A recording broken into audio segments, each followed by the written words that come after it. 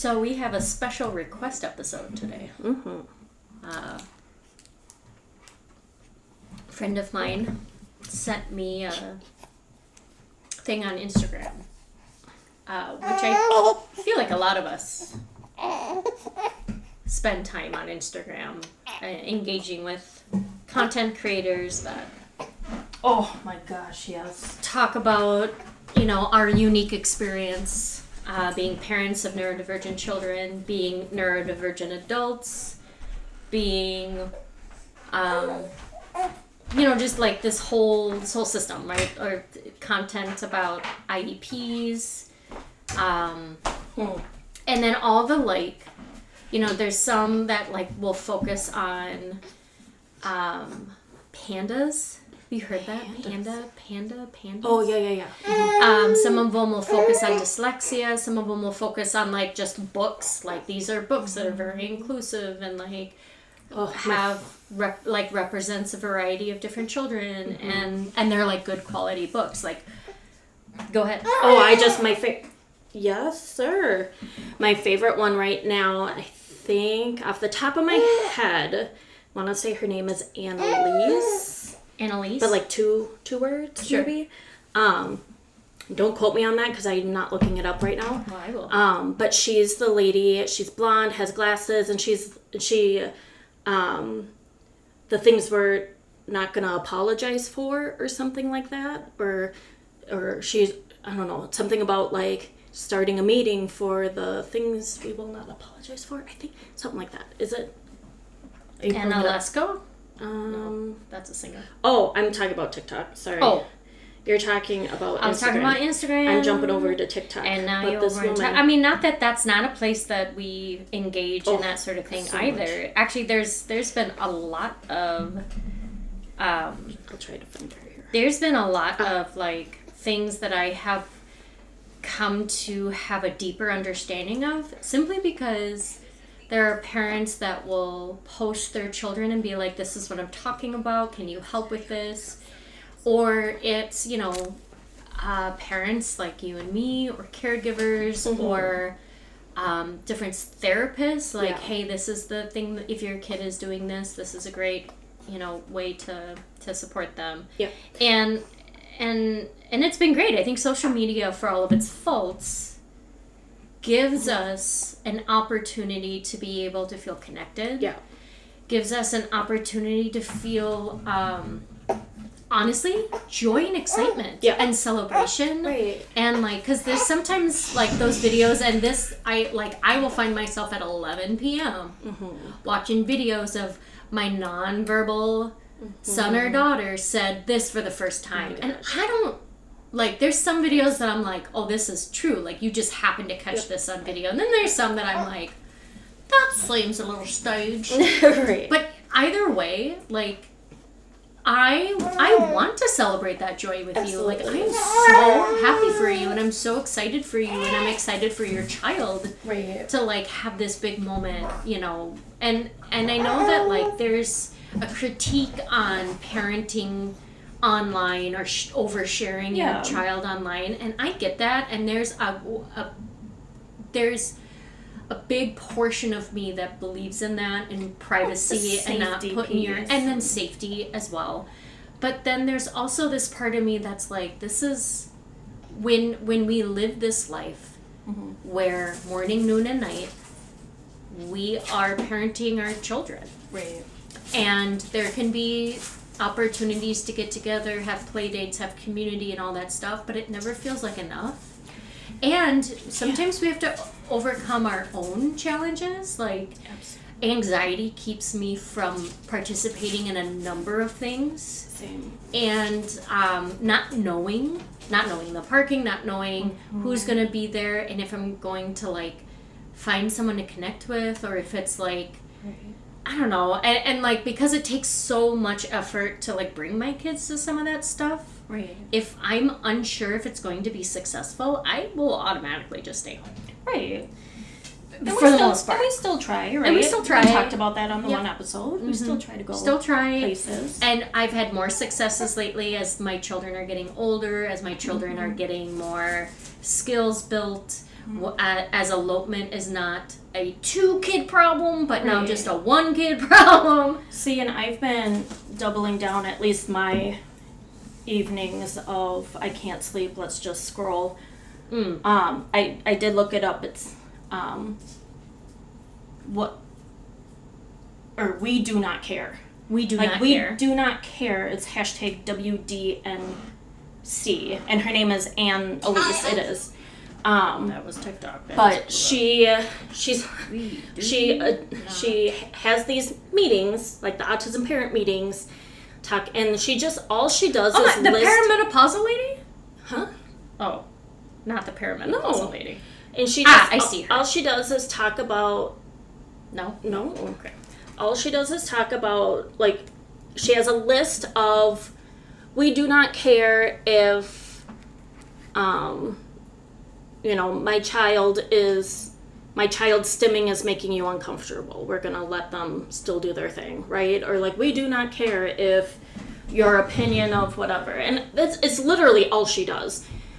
She talks about other stuff, too. But the main thing that she does is she lists off all the things we just don't care. We don't care if what we're doing bothers you, upsets you, makes you feel like you need to say something. I just love it. Because it's some of those moments of like, yep, I know something that relates to that. So just feeling seen without, her. Got it. Feeling seen without having to be the one talking about it is always nice. But also, and I'm someone that, like, I am deeply affected if I read comments on some of these creators. Oh, yeah, you can't read the comments. Posts. And I did do it the other day because this person posts their child on a leash, like the little backpack harnessed one with the stretchy cord. Mm-hmm. And you could tell that they have traits of similar to my 2-year-old, where maybe at a very small notice, there they go. Yes. You gotta go, right? Well, and if you're not an adult who can quickly catch them, like, there's so many factors that play there. Factors. And, like, look, I will be the first, I'm here at the meeting. Hi, my name is Jessica Briggs, and I am a former, pre-parent, pre-neurodivergent parent of neurodivergent children, judging others for using that leash. Sure. Harshly. Sure. Right? Because, like, here I am, this, like, foster learning, Montessori attitude, not thinking for once. And same thing with strollers. What do you have that 7-year-old in a stroller for? Right. Not even once pausing to think that maybe there's a reason beyond just being lazy. Right. And once my world started opening up and once I allowed myself, right, because you're your own obstacle, allowed myself to see other people's point of view and learn, I was able to grow and do better and be better and then take accountability for my attitude back then and apologize for it. And now move forward and hopefully in a positive way, but sometimes with a lot of saturated attitude. Sure. I inform other people, like, hold. Right. You don't know what's going on there. Right. Well, and they posted this video. This child clearly, at least this is my interpretation, y'all. Sure. Clearly loves walking the sidewalk where the cars are. Oh, yeah. Has a stick or some sort of thing in their hand. Casting spells at these cars. Amazing. Don't know what vocal word sounds abilities are coming forth. But you said 2? No, I said, like, the eloping type traits, like the things that I see before my 2-year-old pops off. This child looked like they were about... They look like they could have similar... Right. Cool, I'm a go. And it's a street. It's cars. Right. But guess what? Again, you will do anything for your child's special interest. Yes. Anything. Yes. So and again, we don't know the physical capabilities of the adults. Don't know. So here I am jumping into the comments, being like, okay, let's see.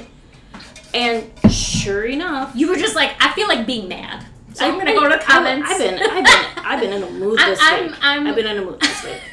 I will I'm grouchy. I'm gonna just go feed the beast. And what's nice though is it's becoming, or one thing I'm noticing about our community is it's becoming more common that people then bark back. And not just like save it for someone else. Yeah. But like literally what you're saying, or what we all probably think and feel, right? Right. And then I kept scrolling down, and there was another comment like, "Where are their shoes?" And I'm like, hello. Once again. So it made me think of perception input, and also your comment about that the other day. Yeah, because we're barefoot 90% of the time when we're in our neighborhood. Your bare feet are okay. Yes. Outside, people. Yes. Like, yes, they'll be like, you gotta wash your still feet. gotta be an adult. You have to make sure, okay, I can let you be barefoot, but I now have to spend the majority of my attention making sure that you're not about to step in glass, gum, vomit, poop, whatever. I live in the city, so literally anything. Right. So, like, you're still doing that work. Yes. But, like, when my kids go to the park, I do a sweep of the park and make sure there's no, like, literally pipes, homeless people, like, anything. Yeah. And then, because I know the first thing my kids are going to do is take off their shoes to experience the playground barefoot. Right. So that's where they want to go in order for me to feel like I can keep them safe. My job is to do a sweep of the playground. Right. Not just sit on your phone like most parents. It's so frustrating. Commenting on other people's videos, being like, where their shoes at? Like, mind your own business. Watch your own kid. I've been really deep diving into, long story short, whoever that creator is, whose child loves to yell and say magic spells, magicness. Next to traffic. I'm here for it. I will watch it all the time. But what's nice is transitioning into this woman, the We Ain't Gonna Care. Yeah. Autism Edition. It's just nice because, like, yes, it puts that relatable attitude of, like, once you can not care anymore. Yes. Which is a hot topic. Yes. It's a nice feeling. And then what was shared...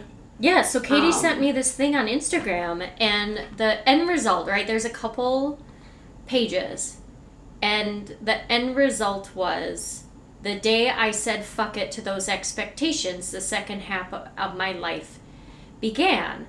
And I think that attitude, is so, it's kind of like the process, right? Right. And for many parents in general, I think, it's that, you're a first-time parent. Like, this is your first kid, aren't you? Because by the second kid, you're making different choices than if you have anything more than that, you're making different choices, right? And not as a dig, but simply because we learn through experience. Right. We've never had children before, thus we are going to make different choices the first time we do it. Same thing with... suddenly coming to the realization that your kid is going to experience their childhood differently than other kids, and thus requires a different type of parenting and needs from their caretakers, their adults in their life need to show up differently, right? And this thing that was sent to me, the first line item is, no one talks about the loneliness you feel as the parent of an autistic child. And I think you could swap out autism for ADHD, for Down syndrome, for a child who has mobility needs, right? Like wheelchair or braces, or even like those prosthetic legs and arms and stuff like that. Like, you could swap out autism with just about any other thing, right? In the realm of being a neurodivergent child, or a child with a disability, or intellectual, developmental, whatever the case may be, right? Is a big cauldron. We'll say cauldron. It's a big cauldron of possibilities, but no one talks about the loneliness. No, the deep loneliness. Right. And I know we touched base slightly in the beginning that, like, that's creating community. Hi, I'm Jennifer. These are my children. And you're like, hey, I'm Jessica. These are my children. And we're sisters.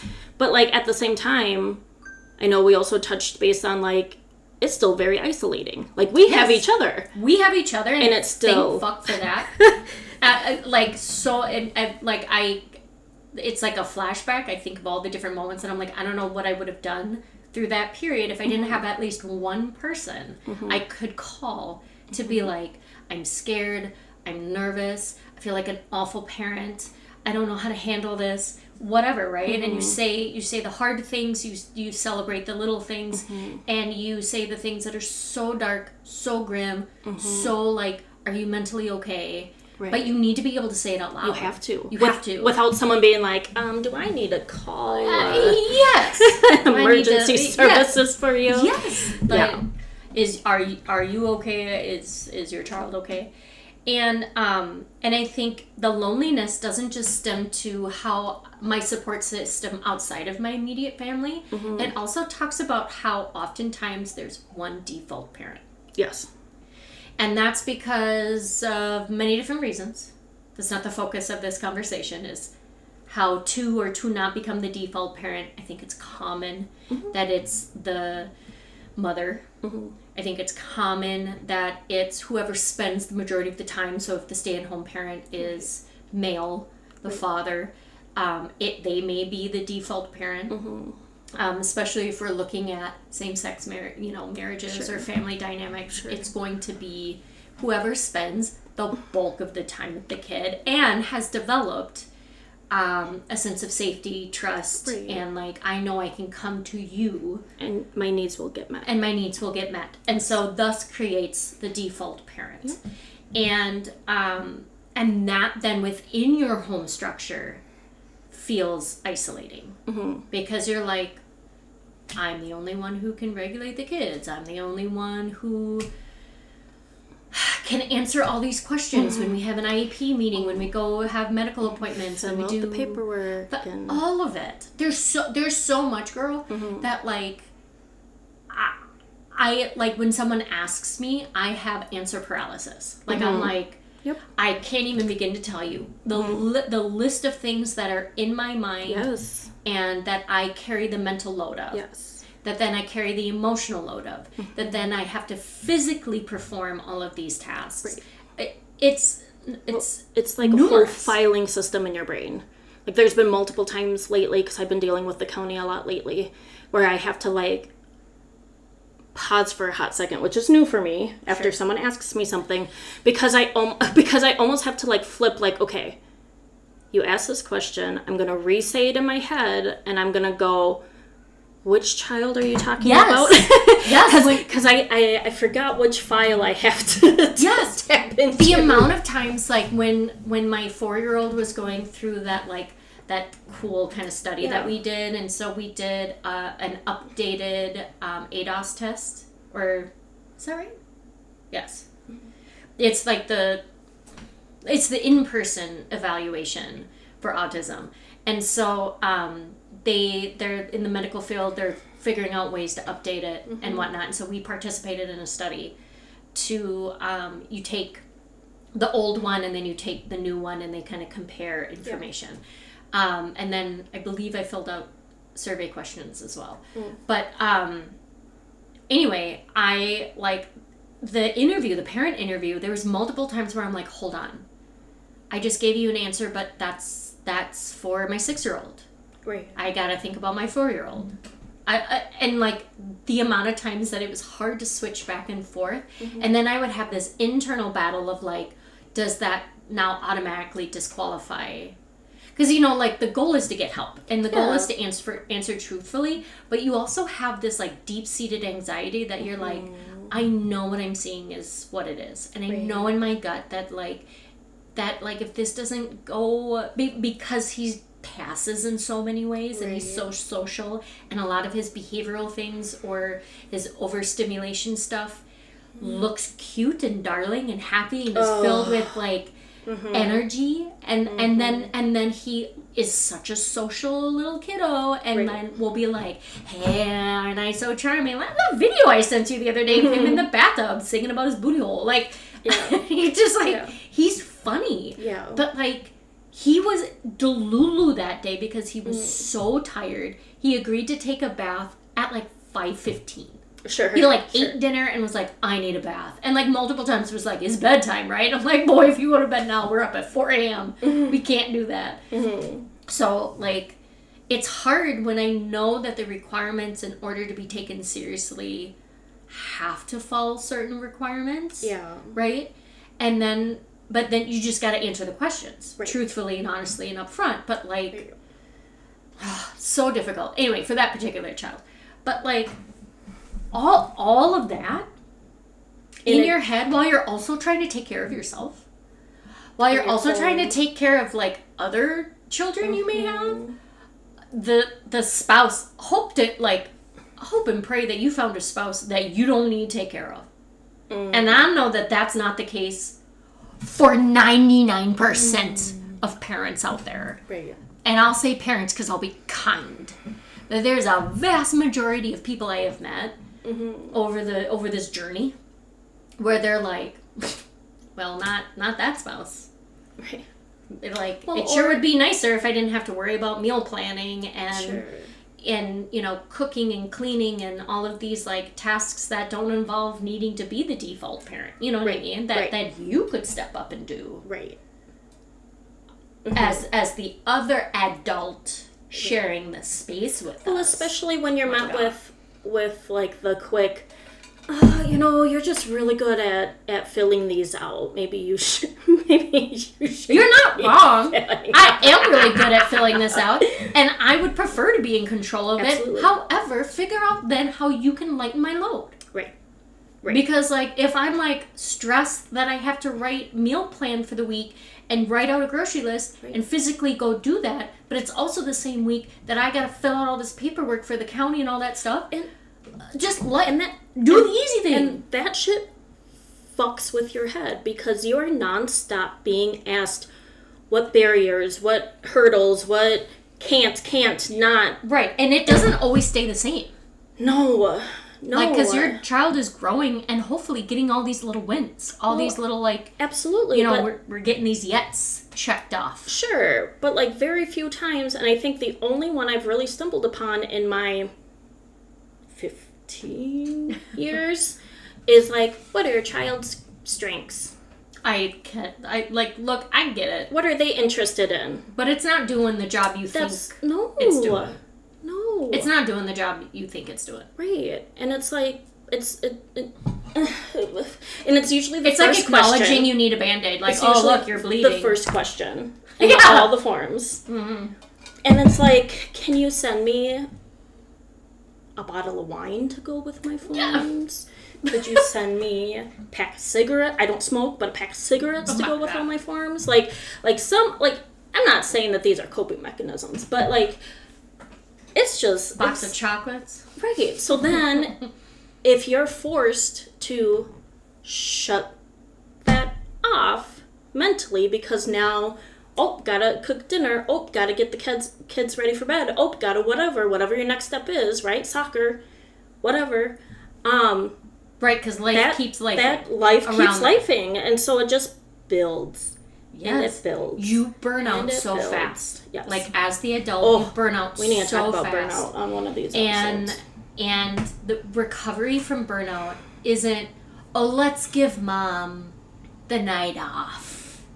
You go out. When has that ever worked? It's literally like,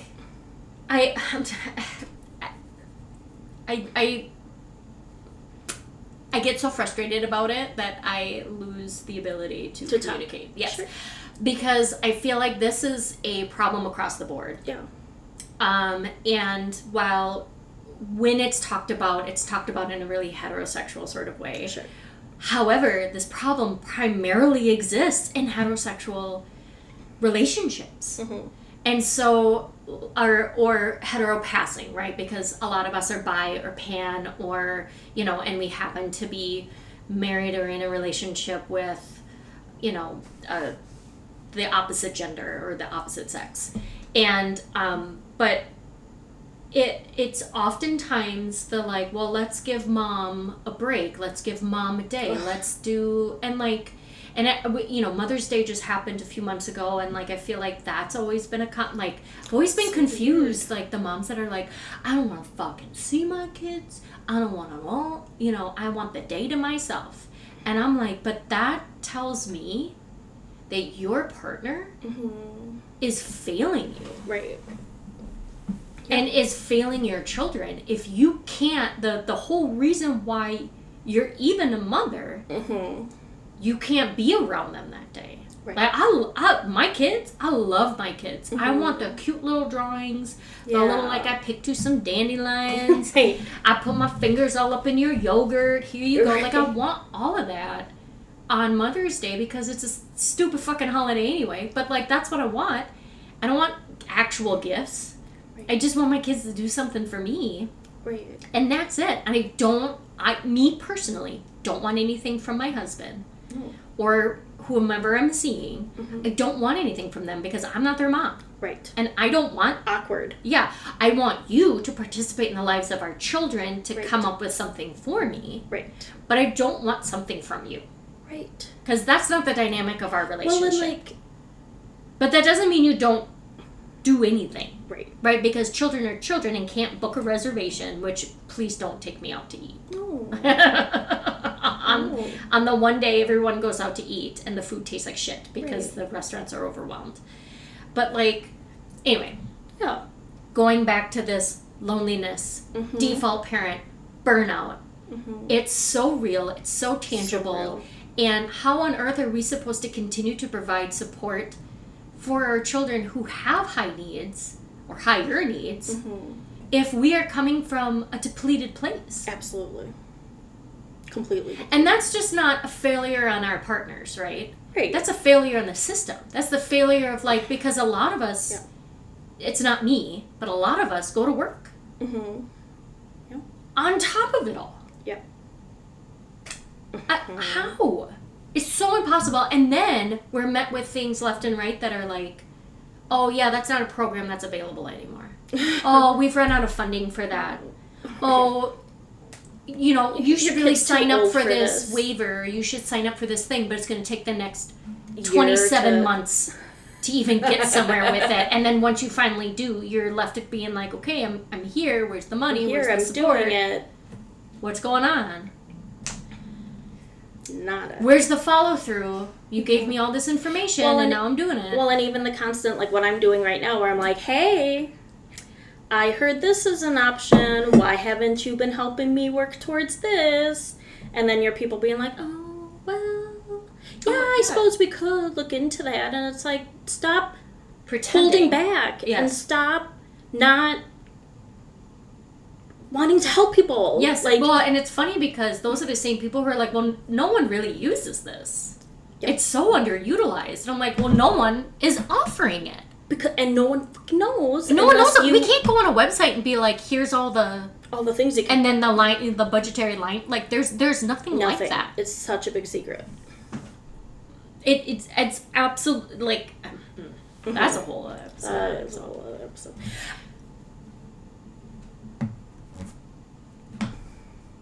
Rock, paper, scissors, it might have to do with the next part of the post. Sure.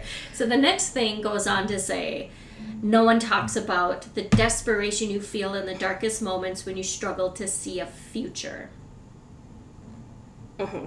And then no one talks about the grief you feel for the life you thought you'd have and the loss of your old self. So I will say, the first time I heard you read this out loud today, it wasn't until you said your old self that I was like, okay, that's better. Because the only other version of that I have ever read or heard is grieving the child you thought you were going to have. And there's that whole controversy with a little autism speaks and their whole curing or their whole...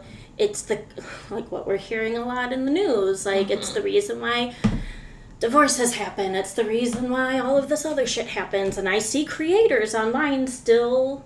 perpetuating that same narrative. Absolutely. Yep. And what's frustrating is when I first started out in this community with even less than what's around now, right? If I can even imagine less than what it is now. That like starter guide toolkit or whatever that Yes. Autism Speaks has. Yes. I printed it, I binded it, I highlighted pieces, I felt weird about a lot of it, but it was the only option. It was the only resource. Yes. And It's- really, in many ways, was 6 years ago. Yes. Or, Well- he was 3. So 3 years ago? It was still a very hot commodity Yes, to be it's used. the one that was shared with me from Frasier. So disappointing. It's disappointing. Yes. Because I will say, the first time I read it, and I had to use something. Yes. Because I had nothing else. Right. And you read it enough times to where, like, I'd be fucked if I ever got convinced to join a cult. Because, like, it does not take much to, like, get me to be like, all right, it's my only thing. It's what I'm hearing. It's what I'm reading. It's what I'm seeing. It's clearly being said, this is your best resource. And what age were you when you first read Oh, it? well, yeah, that's a whole different story. Was your frontal lobe fully developed? No, negative. So you were trusting systems that you were believing had the best interest in mind and had the most Right. up-to-date scientific evidence. Right. And I think that there's nothing to fault a person to say, I'm open. I'm coming from a place of vulnerability that I don't have this information. Please give it to me. Right. And then when you have those little gut feelings, and you trust those feelings, like, Yeah. but like, I'm looking at this this is kid, not- and this doesn't look like a disease to me. This doesn't look like Right. something that needs a cure. Right. And this doesn't feel like it's coming from a place of love and support and understanding. Right. And so, like, you trust those gut feelings and you say, okay, well, now that I've got this information, I'm going to work with this information. And you still led with your gut in many absolutely. ways, right? Like, Absolutely. but not everyone is like that. No, and I think that's where, when reading this out loud, and with my experience of people's openness, now granted, I'm an oversharer, Sure. Yeah. even if it makes people uncomfortable, even if I can tell their body, with their body language, that they're uncomfortable, I will keep sharing, because that's just who I am. And, How else am I going to get you not to talk to me again? I mean... wow. So in my head, I'm like, okay, if I'm coming from very similar generation and or group of people who also were like, hey, this resource, and then are coming back around going, oh no, like, not only is this resource not okay, but this company is like, I had someone Well, and that was coming from voices of adults with autism. yes, absolutely. And Thank so you believe those voices. Thank goodness, because, like, there was someone that posted recently that was like, I'm new to the community. Like, are we a puzzle piece? Are we an infinity symbol? Is there something else? Sure. And what was nice is no one went on some, like, tangent in the comments. No one did Sure. this, whatever. They simply shared why the puzzle piece and the whole curing or something's missing, Yeah. right? Right. Some people aren't as open to the infinity symbol. According to someone else, there's a fingerprint option because everyone's different. Like, there's all these different things, right? But long story short, now that a lot of people are realizing that a lot of these things that are said about grief and about the loneliness, what's the other piece that was mentioned? It talked about struggle to see a future for them. Yes. Right? Yep. And then the grief that you feel of the loss of your old self. About you. Yeah, but that's any parent, right? Like, any parent's gonna be like, okay, cool. Can't go clubbing, can't go whatever. I mean, some do, right? But, like, Yes. life an awful lot. looks different. But life does look different after you become a parent, Mm-hmm. however that happens for you. Right. And it looks different not in a depletion sort of way, but in a, like, I don't know, a growth mindset. Yeah, you know? absolutely. It's the whole adult conversation that we just had. Yes, but I think maybe where you feel that the most is if you had one child first Sure. that maybe didn't need extra supports and is not neurodivergent. Sure. And then you have a second kid and they are. Right. And now suddenly you're like, whoa, whiplash. You know, as far in comparison to the experience the first time around. And there's a lot of guilt and shame in that feeling because you're comparing. Yes. You know, and I think as parents and caregivers, we compare a lot to other kids, and we try not to, but you just do. You compare I do it with milestones, my own children all the time. And you compare, you know, capabilities and stuff like that. And where I'm subject to that the most is when I see people just bring their kids to certain public things, and they're not paying attention to their kids, and their kids just instinctually know not to run away, not to climb on a wall. What's that like? Honest to God, I see these family situations where I'm like, wow, you really just like, I mean, you barely just buckled them up and brought them here, and that's all the effort you had to put in. Right. Right. I don't know her. You don't have bruises? You're not like, sorry, like now they're running away, and do you need, and you open up your bag, do you need a Chewy, do you need your headphones, right. do you Mary need... Poppins action going on. And then they're just like at a brewery with their kids, and their kids just sit there and eat whatever food is there. Oh my gosh, yeah, no. I mean, it's wild. It is wild. It's wild. And like my firstborn, I could bring him anywhere. I could bring him anywhere. Yeah. It's a different situation for him now, but he had two parents on one child, and like, you know, a lot of his stuff was internal, not external. And so like made life more easygoing. Sure. And then I gave birth to two other very different public children. Yeah.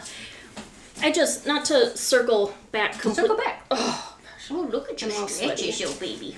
But I think in my head, what I was trying to get at was that if you're coming from this, oh no, if I say these things, people are going to think I'm referring to similar language as what I read I see. Back then. Sure. So, like, if I'm admitting that, like, hey, like, I'm really sad that my child might not experience X. Or, hey, I'm really sad that as a parent, I can't just show up and not be And you frazzled, get invites all the time. Not be... Hey, we're bringing the kids to the, you know, to blah, blah, blah. Oh my gosh. You should bring them. And I'm like... Nope. Nope. Maybe. I'll let you know. All depends. Oh my gosh. That was another content creator that was like, it's not... I have to outweigh what it takes to put into just showing up. Not what it takes into to be there, but just to show up. What does it take, and is it worth it? And that's only if the people there are supportive. Because again, that last episode of like, if my children suddenly need another adult to help intervene, right? Because I'm juggling so many, like, catch my child before they get out in the street. We went to a birthday party recently. And it was my 6-year-old's, like, kindergarten crew, right? Everyone from Spiro. So everyone's on the same page. So I'm like, yes, I'm so excited to experience a birthday party where, like, everyone gets it. Everyone gets it. And sure enough, they did. And we went to, like, an indoor play park where, like, other kids weren't necessary. Like, it wasn't like Re-Rock the Spectrum where the assumption is everyone there has something going on. But, like, we were the vast majority of the people there because it was a big group that assembled. Nice. And, like, super great, right? Nice. Like, can you imagine? Like, that is not a common thing that you hear. And then it was like, all right, it's past, like, when we start getting ready for bed. And I'm like, my kids are underfed, not because there wasn't food provided, but because this is how they do. Yeah. They're overstimulated. I think all 3 got injured at some point in some big way. Yeah. And then now it's transition time and it's just me. And I don't have, like, my friends there. These are all parents that I've just barely gotten to know, right? Sure. Because, again, we assemble, but we don't get to sit and chat. And so, my 6-year-old has, which like... adds to isolation. Which adds to isolation. Sorry. But my 6-year-old has, like, a ride or die in that class. The two of them. Amazing. And similar name. Not quite the same name, but a similar name, which I think automatically drew them together. Sure. And they are just two peas. And the mom that was there is a mom of 4 children. Two of which go to Sparrow. The third one is like a year-ish younger than my 4-year-old, and will go to kindergarten, not this coming fall, but the fall after. Sure. And then she has the most adorable baby. Oh. Anyway, hey now. And she's like, look, I love you, little one. But the most, if you saw this baby, you'd be like, oh, I get it. Spit it out at me. Out and say, hey now. But anyway, so I'm struggling. Every time I get them assembled, they spread back out. I got their shoes on, they ran back out, all this stuff, right? And I'm like begging my oldest to be like, could you just sit here so then I can feel like I got one person ready to go? And she just comes over calmly, hey. And we hadn't talked at all. We smiled at each other, whatever. But my kids literally could not sit in one spot all at the same time. So, I never really got to participate in the party. Sure. So she comes over, she was like, hey, want a hand? And I'm like, it's such a foreign ask that I, stopped what I was doing. I, put my 4-year-old down. He ran off and started playing again, scurried off like a little rat. And I just, looked at her and I was like, I didn't know what to do. Well, yeah. So I just was like, oh, yeah. Yeah. And so then, we just started talking. Yeah. Not helping. Sure. Because I honestly didn't know how to handle that social situation. So I clicked into, let's chat with her. So she was like, it just felt a little bit like she was like, that's not why I came over here, was to talk about the party and whatnot. But she was like, I get it. I'm oftentimes the only parent helping 4 kids, and they're also all boys. And so she's like, I totally get it, And I'm like, okay. So we finally get to the part where I recognize that she was just really offering to help, not have a conversation. Sure. And so she was like, it's okay if you don't want to, but it just kind of looked like you could use a hand. And I'm like, I'm trying to figure out how to say yes. Right. Why don't you, my 4-year-old loves people. Does not take him much to be convinced to follow them. Why don't you go, this is his name, why don't you go over there and try to convince him to it's time to go and get towards me, and I'll handle the other 2. And she was like, okay. So she went over there and got him closer over to me. Of course. And he's full demand avoidant mode. So her just even being like, hey buddy, he was like, skirt, away.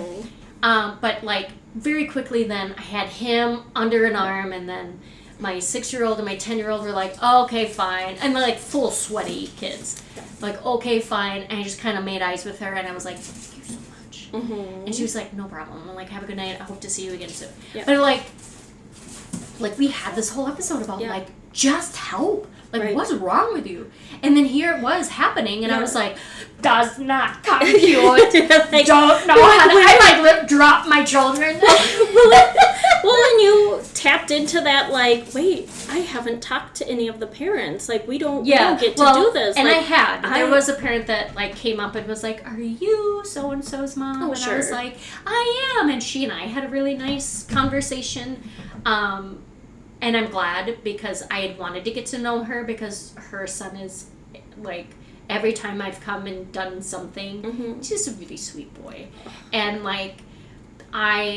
because my child is more outgoing with high verbal skills, and, you almost have to, if you're not running as fast as me, if you're not tails and knuckles at my same speed, it's not that I don't want to be friends with you, it's that you're not catching my attention, sort of thing. I don't think I ever feel like I grieve the loss of my old self, because for me in particular, having my children was the kind of growth I needed. Yeah. In many ways. Yeah. And so, and honestly, the actual kids I gave birth to, exactly who they are, continues to give me the growth that I think I need. Same. And that dance is really close to like, God wouldn't give you what you couldn't handle. Yeah. And I hate that phrase. I hate the like, you can have your religion be a part of everything that you do, and that's fine. Right. But like, don't say that to me. Well, and most things, at least when it comes to my 8-year-old, and possibly this little man, most things that he chooses to put his needs first or to advocate what he wants to do, 95% of the time is also what I want to do. Unless I am so highly fixated on going shopping and starting a new hobby, Yes, then we right. don't always align Right. because he would just stay home all the time. Right. But unless it's sports. But then with the 2-year-old, it's like, it's that happy balance of having my children help me advocate for my needs, knowing that I've been able to figure out what makes me more comfortable, like through them, right? Mm-hmm. And then, or through the learning process of them. And then I also have my 2-year-old that then pushes me outside my comfort zone because she makes me do a lot of things that I wouldn't typically want to do. Right. But if I don't do it and if I don't meet her needs, then no one is happy at home. No one is happy at home. Well, and this like parallels with some advice I gave my 10-year-old the other day. He's in soccer, and they played against a team that were very good. This team obviously has played together before. They obviously all have a parent that's like super into soccer, and thus they know a lot about soccer. And so while my 10-year-old's team, like, it's kind of an equal balance between having knowledge and maybe this is their first time playing. Sure. And then their skill set kind of ranges from like a fair soccer player to still figuring it out. Yeah. But this team, like, hands down is like, you know, when you watch those 90s kids sports movies and then like the underdog team plays up against the team that's won year after year. It felt a little bit like that. Yeah. And so like my 10-year-old's team kept rallying, celebrating little wins, but like we're just being cooked. And so afterwards I was like, that was a great game. And he was like, what are you talking about? Like, we lost. And I'm like, yeah, but like, think about all the things that you learned in the process. And he was like, what do you mean? And I'm like, well, it's just like if you get handed some work to do at school, do you do it 100% perfect the first time? And he's like, well, no. And I'm like, no, it's challenging.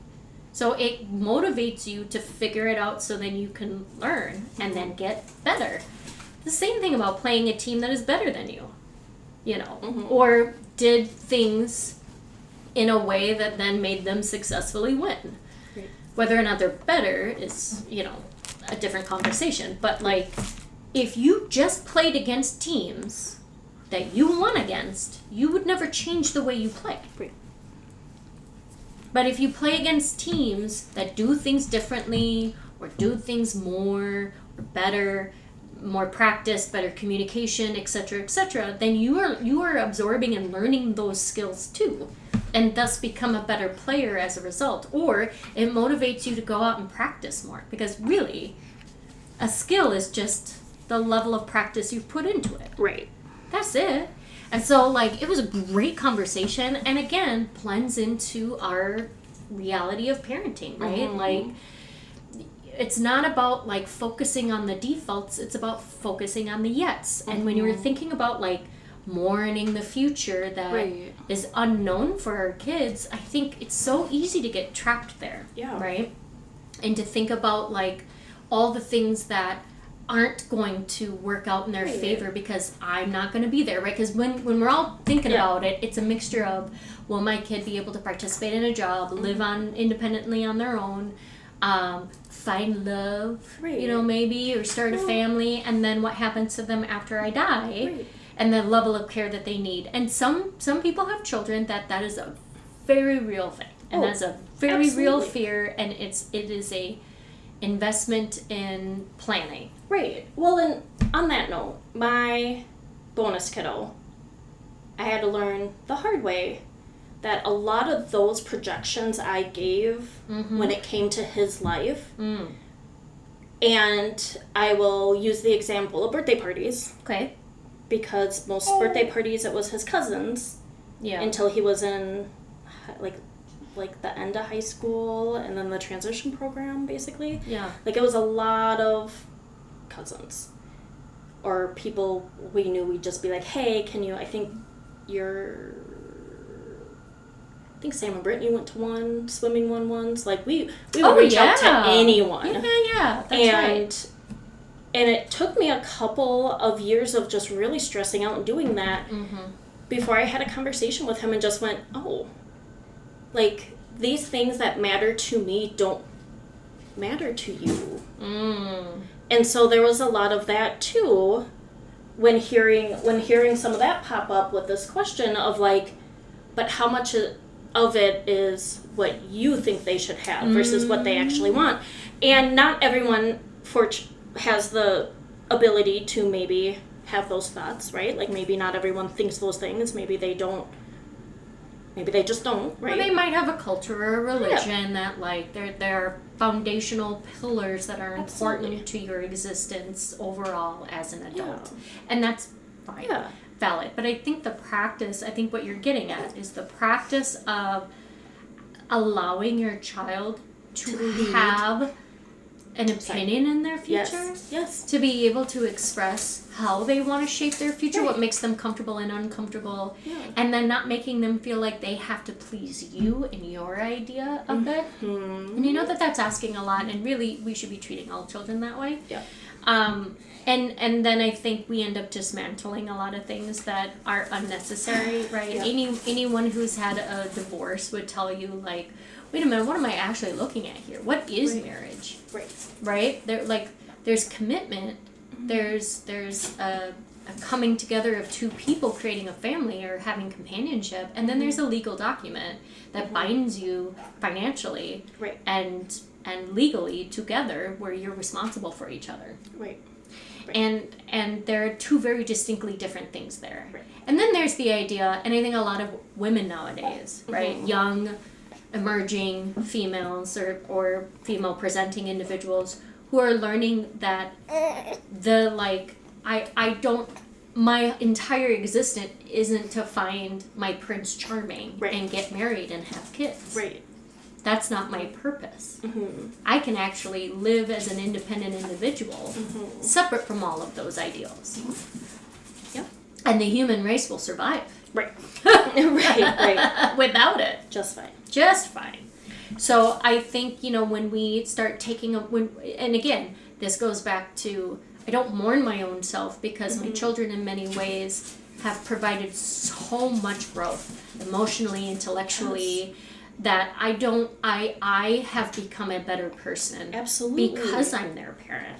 That doesn't mean I'm not absolutely annoyed or burnt out or I could just waltz into a situation with my kids without having to plan and be a lazy fucking parent. Like, looks nice. But also, wouldn't trade my situation for anything in the world. Absolutely. And all of those feelings can exist at the same time, and it doesn't make you a bad person. Again, revalidating the need to have that one person you can talk to and say all of the thoughts on your mind. Let me tell you, this woman I'm assuming it's TikTok, because I've been on a TikTok mission lately. Here, take this, baby. Yeah, take it out. She's not a creator that talks about neurodiversity or disabilities or anything, but I honestly didn't follow her content. I just saw her one post, and she was like, you need to get better friends. If you don't have friends that you can go to and say things like, girl, I have this pimple on my butt, and you call and you straight up, like, you get a video, right? You get a video and you just answer your phone and there's a booty in your face. Or like, I can't even remember some of the exampons. She was like, does this look infected to you? Like stuff like that. Yeah, I know the one. Our algorithms cross paths every once in a while.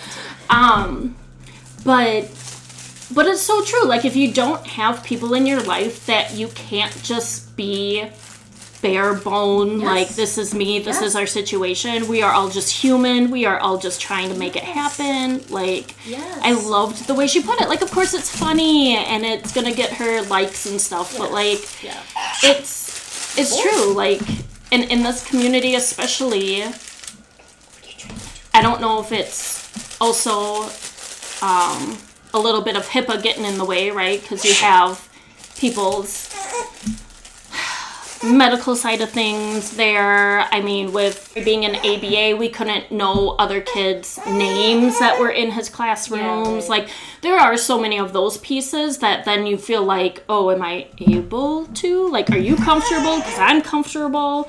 Like, there's a lot of those situations too, but you don't know unless you ask. Yeah, right. Right. You don't know unless you ask. Right. And you start developing those friendships. Right. Well, and I think that's why providing opportunities to, you know, come together as a community and provide opportunities, but make it inclusive. If I bring my kids, is there going to be an area where I can safely just say they're engaged? Yeah. And I can now have an adult conversation with someone else? Because a lot of times that keeps me from socializing with anyone. Absolutely. And then my own stuff keeps me from, like, I don't talk well with other people. It takes a very long time for me to feel like I can have a conversation with someone. I'm normally pretty quiet and reserved. I'm observing. I'm watching everything. And I might laugh along, smile along, do a little But, like, especially if it's a big crowd. If it's like 2 other people, I'm like, all right, let's do this. Let's talk. But the second the crowd gets like 4 or more, I'm like, I'm just here. My processing speed cannot match what's happening in this room or at this table. I have no idea who. I was outside, but what is the weather? I didn't catch that because I'm too busy listening to this over here. Yes, or I'm practicing what I'm about to say next. Oh my so I'm focused on what. And then I'm you saying change in the my head. topic. So how do I still say the Now I thing gotta that's in my switch. head? Yes, right. So circling back to even though we. Yeah. Well, it's more of a need for more community building. Does anyone want to see my Google Drive folder of dead things? I've pulled that one out a few times. And they're like, what do you mean dead things? I'm like, oh, like, you know, roadkill. My tattoo artist had done that, and I was like, actually, my sister and I are like the perfect people for you. And then I got her whole, got to see all of it. There was a mutual friend that like is a vet, works with animals, and she was like, what? And so thus I was able to gleefully share all of the dead thing photos of dead things I've collected over the years. And have been like, I used to have people that used to send it to me, but I mean, it'd just be, anyway. So then then circling back to the like, you know, we don't talk about it because we feel ashamed, and I think that that's true. I think that we worry about how other people are going to view us and judge us, and we feel and we also just feel guilt. Yeah. We feel guilty because we love our kids and we celebrate them and we don't want to change them. We don't want to quote unquote fix them. Right. But, you know, we also want validation and we want to be seen and we want to be recognized that like we are doing the job and it is harder than your kids. Well, and everyone wants to vent. Yes. Everyone needs to vent. Everyone needs to light the dumpster fire. Yes. Do what they got to do. Yes. Because then it gets out of your body. Yes. It doesn't pile up. It doesn't add to the burnout. It doesn't add to being overstimulated. It doesn't add to all of those things if you have safe people to dump on. To say the things that are that feel kind of ugly and gross to say out loud. Yeah, absolutely. And I just have to remind myself now. So then, you know, she says no one talks about it because they feel ashamed, which we mentioned. It doesn't mean you don't love your child, and it doesn't mean you're not ridiculously proud of who they are. Correct, right? Oh, absolutely. Like, my 8-year-old's best friend's mom messaged in a mom chat the other day because they were someone else was looking for a sub on a baseball team. And I was like, sorry, my 8-year-old's out of town right now. And his best friend's mom popped up like, I can ask him, but he's really terrible at baseball. Like, she just put it out there, right? Mm-hmm. And I'm like, I wonder... And then, like, when you said that, it's the first thing I thought of, because I'm like, if I were to say that, do I instantly go, oh, I'm not, giving him an opportunity to be able to just be like, hey, let's Does go do he it. like playing baseball? No, that's not what I'm saying. Like, yes, like, but I think that's what the. But like I think other that's, parents being able to be like, just so you know, like they're really terrible at it. whether they're terrible or not, if they enjoy the sport, go play. Sure. I'm just saying in the context of like, if you need a dump, if you need a vent, if you need to say something that's quote unquote negative about your child, everyone does it. Yeah, don't do it in front of your child though. Well, no. Give them some dignity and don't Absolutely. talk shit about them. Girl, I we know. have to say it out loud. I know. Because the amount of people I have like stood there and then like slowly looked at their kid who's just standing there while their mom or dad are running their fucking mouth about them. But how, it's just impossible. And then he does like this and then he did that. And it's just like, Oh, that's a whole like nother... you are gonna like when they're 30 and you're like, why is my kid not calling me? Why are they no contact? Well, because you spent years shit talking them. Well, and that's a whole nother episode in the sense of like the vulnerability piece and what some of these kids, some of the situation these kids get into, or young adults or emerging adults. I don't mean to always say kids. It's just what I know. Because I have heard some stories throughout the years. Oh, I bet. Especially from my clients when I used to do hair. There are some... There are some characters out there in the world. Yeah. But then, so this... Going back to this Instagram post. Yeah. Goes on to say, it just means society has fed us a lie about what parenting should look like. Absolutely. And we burn out trying to achieve it. Absolutely. So this is 100% that low demand parenting. Mm-hmm. And why that gave you and I specifically permission to say, no. It doesn't mean you're lazy parenting. You're meeting your kids where they're at. Yeah. But when people are so fixated, and this is a big battle in our household, when they're so fixated, well, no, correction, I'll give him a little benefit of the doubt. When they haven't healed their own childhood or their own way of experiencing their papa wound, parents, something. I will say, like, if you still have that mentality of respect and obedience and that it's all of the things that are expected of you, not the things that necessarily have been worked towards or developed or guided to. It's a big head collision in our house because we have the conversation very often about like, well, you're being too nice, or you're babying, or you're doing this, or you're doing that, or we're not doing this. But then on the flip side, you're like, want a Tic Tac, want a cookie, want a thing. So like there's all these generational pieces that we're trying to break, right? Mm-hmm. There's that expectation piece that you mentioned in the beginning that was made by who? Yeah, made by who? Yes. Old white men. And nothing against the old white men that are... 100% against it. Well, there's some out there in the world our that... grandpa, I love our grandpa through and through. Do you think I'm going to tell that man I got a divorce? Hell no. I also did not tell him I did, but guess who will do it for you? Yeah, well, the loud-ass aunties in our life. We see you. If you're listening, we see you. Yeah. Nosy. Everyone, not everyone. Yeah. Some people have aunties. But a lot of that... Some people have aunts. From the post, like, a lot of that is, like, what... The things that we think that we have to do in order to stay faced with who. Yes, right. Yes. Forcing your children to hug a grandparent because that's the expectation. Nope.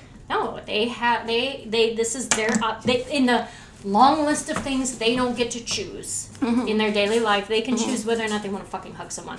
And you know, that's important because I'm a 42-year-old grown-ass woman who still feels societal pressures to hug people. Like and like my ex, his the family are huggers and will hug, and I am very picky on who I hug.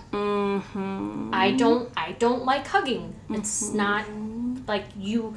Was it like Capricorns that are like either you don't exist or you're our favorite person. There's no in between, right?